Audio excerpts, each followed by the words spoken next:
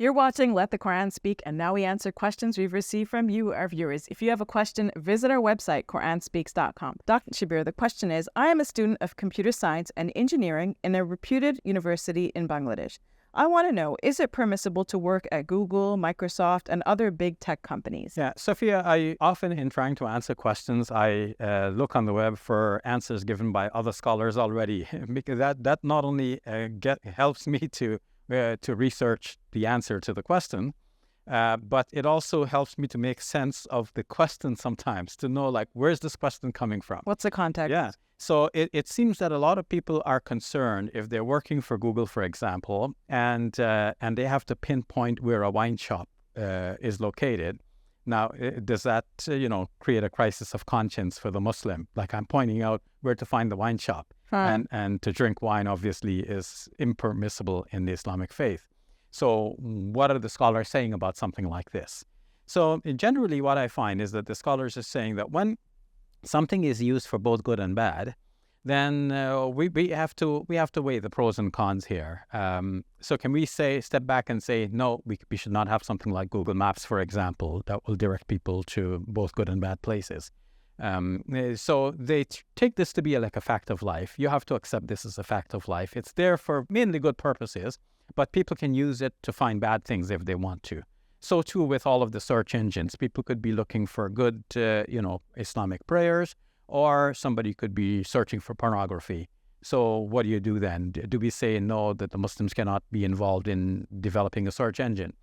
And once you develop the search engine, wouldn't that be used generally for both good and bad purposes? So you can even extend this to simple things. Can you manufacture knives? A knife might be used for cutting your vegetables in preparation of cooking, or a knife could, cut open the stomach of another person. Gross even to think about it. If something is used predominantly for bad purposes, then we would say, okay, this is where we draw the line. And saying predominantly, that too is not the final determinator.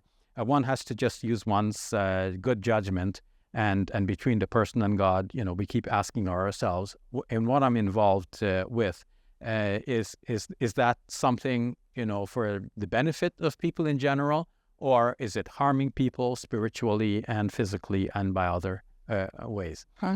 So in the end, the scholars are saying, no, there's no harm working for some major company like this, developing the search engines and, pinpointing on the maps where to find certain things. It just goes with the job. And that we should step back from this and look more broadly and say that the Muslim scholars in general, we should say, are not in the mood to declare work to be impermissible. And they know that if they keep, digging deeply and declaring this job to be impermissible for that reason, and this other job to be impermissible for the other reason, and the third one for the third reason, and so on, then eventually Muslims be quite restricted. They will find it difficult to land a job that will suit their needs and will sit well within the Muslim conscience. So they may add that if you're doing such a job that it rubs on your conscience, that some aspect of this is not really legit Islamically, then try to estimate, if you can, that what portion of my earnings is due to that questionable aspect of it, and give away that portion. And not as your regular charity. Just give that away to get rid of it, and then still give your regular charity on top of that. And in the end, we say, God knows best, and may God forgive us for our lapses and shortcomings, and may God be understanding of the difficulties, and certainly He's understanding of the difficult circumstances in which we find ourselves. Thank you, Dr. Shabir, for that. You're welcome.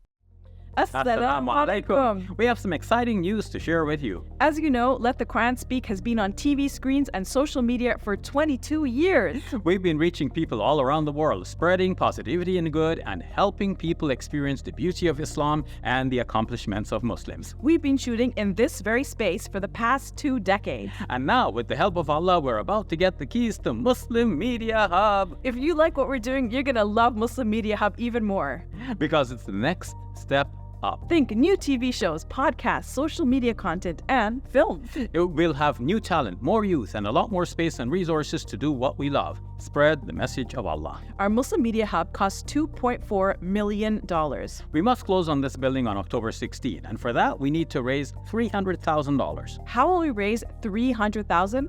Easy, Safiya. All we need is 300 people to give $1,000 each. If you can be one of this select 300, that's fantastic. Otherwise, please give whatever you can. Every dollar counts. It's our collective responsibility to share the message of Islam with our fellow human beings. Please help establish Muslim Media Hub so we can do this. It's a sadaqah jariyah, something that will continue to be of benefit to the Muslim community long after we are gone. Thank you, and may Allah bless you and your loved ones today and always. Assalamu alaikum.